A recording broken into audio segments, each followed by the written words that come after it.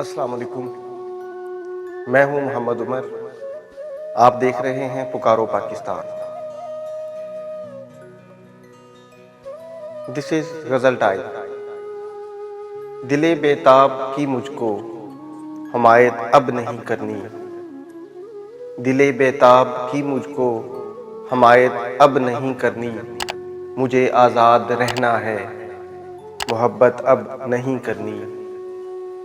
गिला शिकवा जो करता हूँ तो अपने रूठ जाते हैं। गिला शिकवा जो करता हूँ तो अपने रूठ जाते हैं।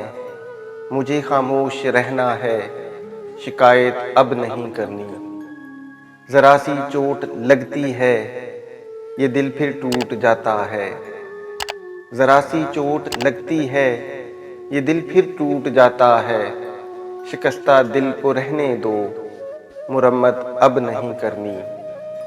शराफत ओढ़ रखी थी, बहुत कुछ सह लिया अब तक।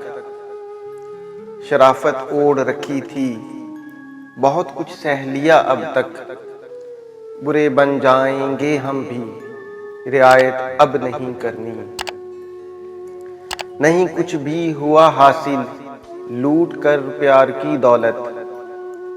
नहीं कुछ भी हुआ हासिल, लूट कर प्यार की दौलत। दिले बेताब की मुझको हमायत अब नहीं करनी। मुझे आज़ाद रहना है, मोहब्बत अब नहीं करनी। शुक्रिया।